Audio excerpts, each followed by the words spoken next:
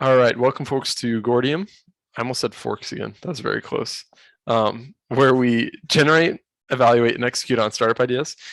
Today, the problem is that URLs can be hacked or misspelled to give you malware. So I've been doing, kind of in light of everything that's been happening with Russia and just the amount of hacking that's going on, just in the world in general, like even before the war with Russia and Ukraine, like I've just been hearing more and more about ransomware attacks and just people, like just common businesses like in Michigan. So like Neil, a couple businesses in the Holland area have had ransomware attacks where people have stolen all of their data and said, give us $100,000 and we'll give you it back. And Perfect. one of the ways they do this is via email phishing attacks.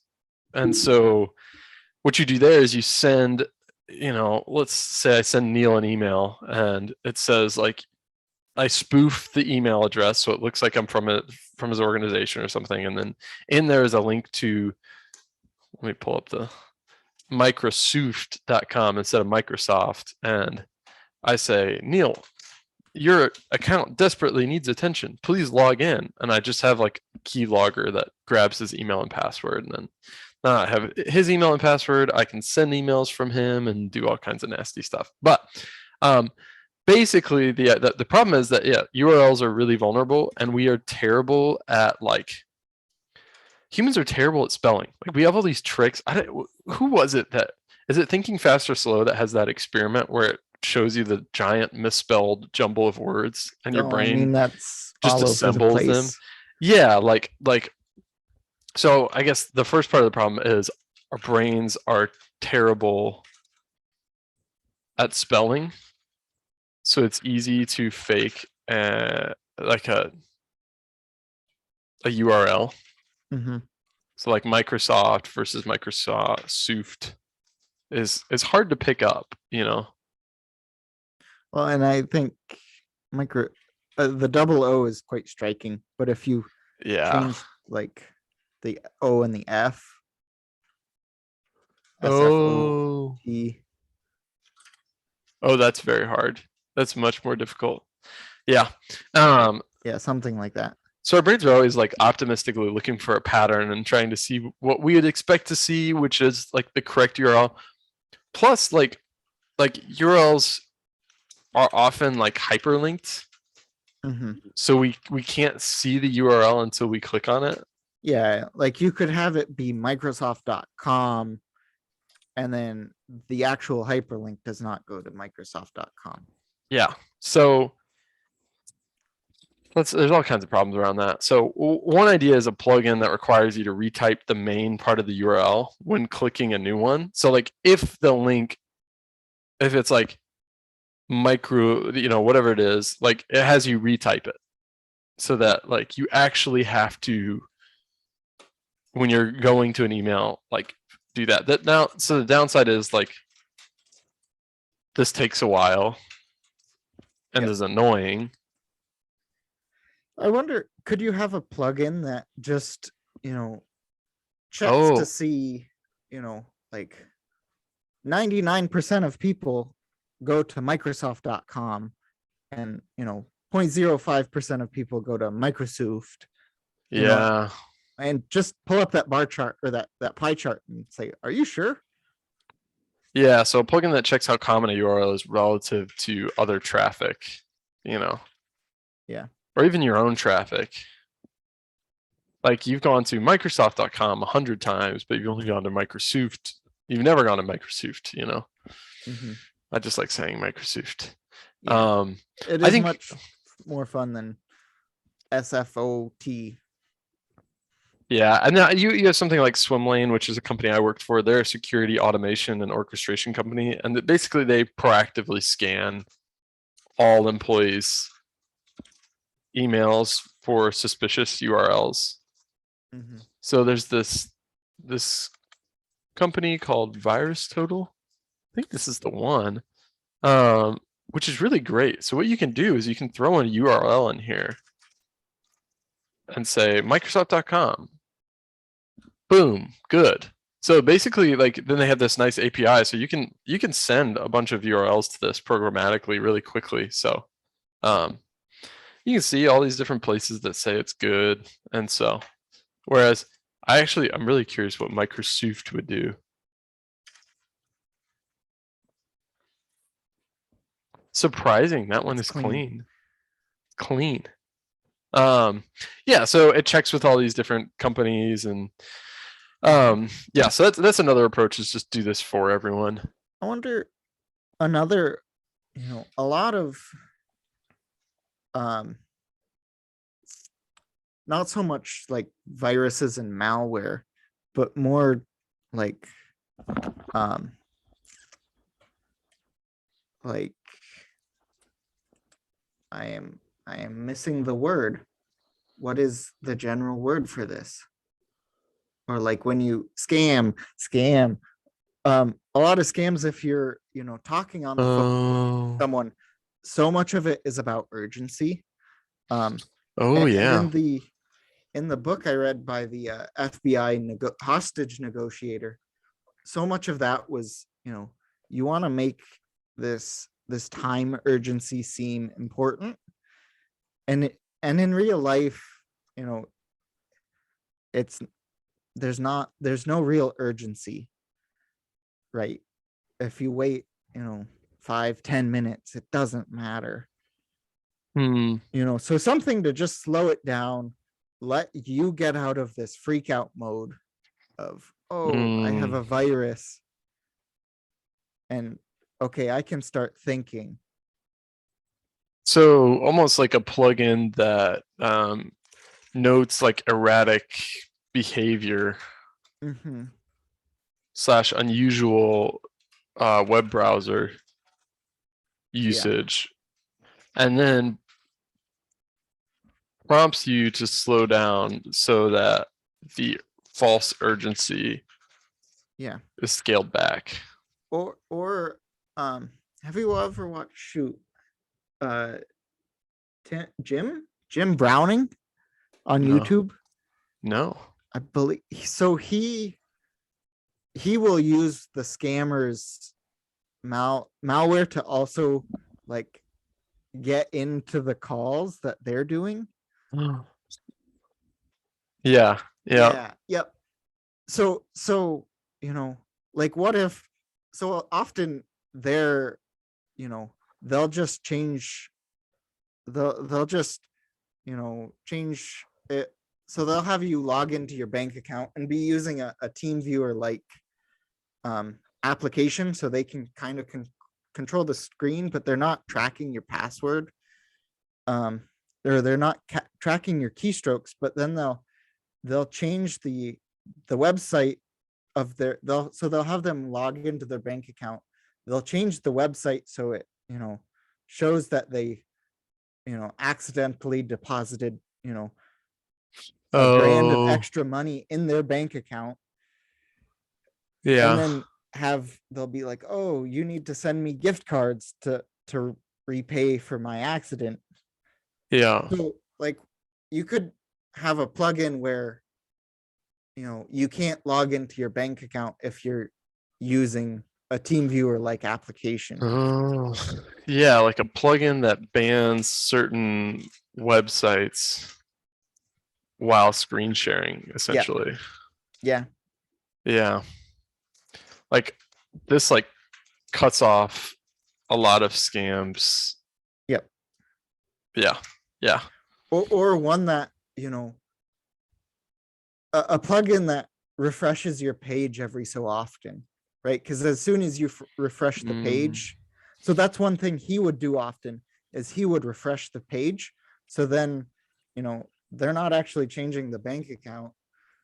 um and that starts to sow these seeds of doubt in the person being scammed. It's like, wait, I just saw that it said that, you didn't deposit any extra. Yeah. So these seem like a separate problem, like that like team sharing Yeah, sites can be used to yeah, like or like screen sharing apps can be used to scam people. yes. And that's Yeah. like a, yeah. That is indeed a separate problem. Let's see. So we've got a couple solutions there. Yeah. Boom. That's for another time, forks. Force. Oh, I have a good one to talk about later.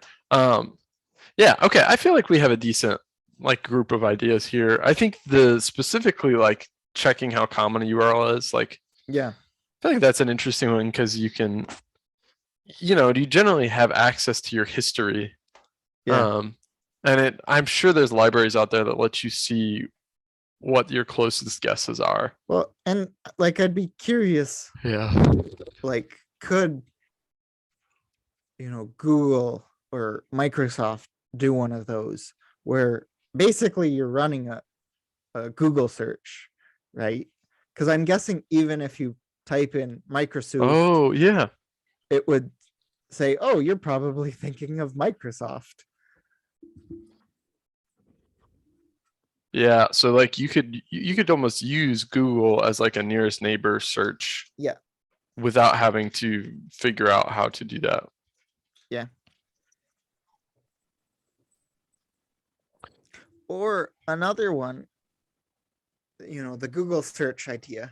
You could have a plugin that just, runs like a Google search of that URL. Yeah. And then, if anything in your top, whatever results is anything about a scam, right?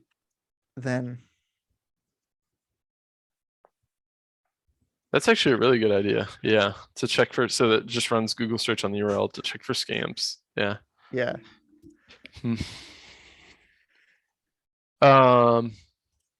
What could this be related to? I want to see. Do we have anything on URLs? I don't know. Curl. It's a fun one. Pretty close. Yeah, that's actually an interesting. You could also potentially use curl to hit those endpoints more safely. Actually, I don't know that. Curl is like a, let me see if I can find some curl. Oh, it's gonna want to update. I don't want to update. Multivariable calculus thing that I don't really remember how to do. Curl? Yeah. I don't remember that. Really? How's a curl thing? You don't remember curl? Not really. I remember it because I was wearing a propeller hat the day we learned about it, and the curl is like how much a vector field is spinning. Oh, I vaguely. That's been a while. So Was that multivariable calculus? Yeah, that's multi-2. Oh, I kind of remember that. That's been a long time. Been a little bit. What curls commands? Oh. Yeah, so you can hit different APIs. So this is like an API I built. So you would log in basically.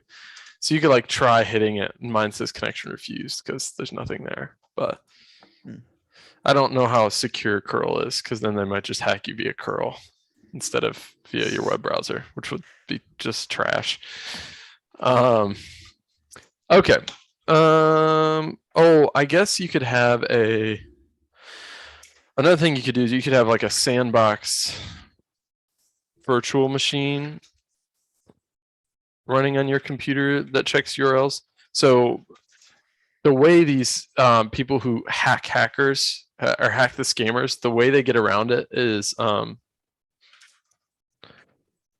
they have like a virtual machine running.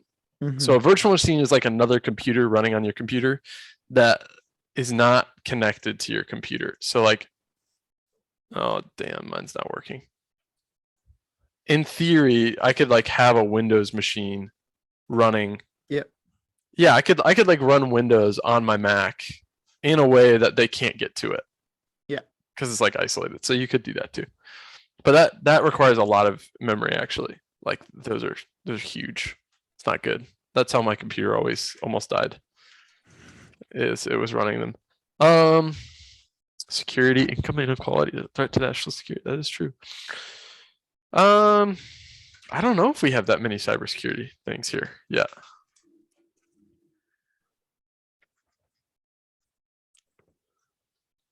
Yeah, I don't know if we have much.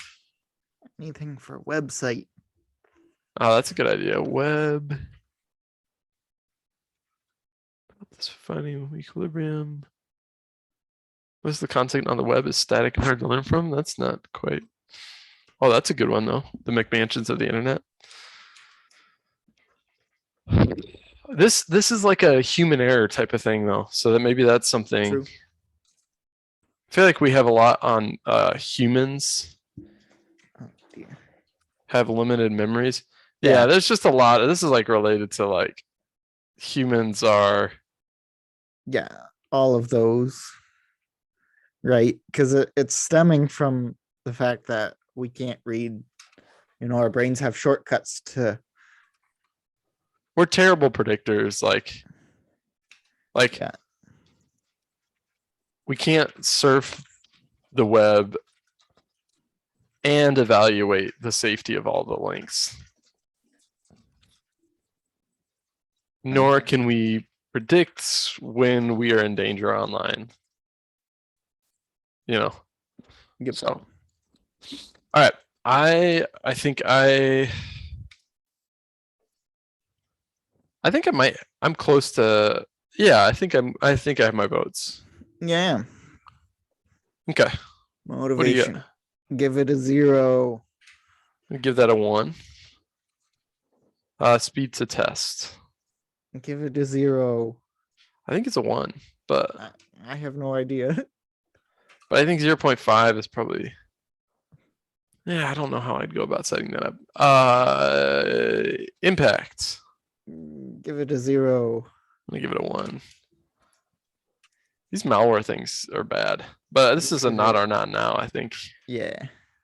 I honestly think too, this is a third party. It'd be really great to talk to someone who actually knows something about cybersecurity. Yeah, that'd be nice. All right. Thank you for joining us, folks. If you are a cybersecurity expert, please reach out and teach us. Or just fix it. Or just fix it. That too.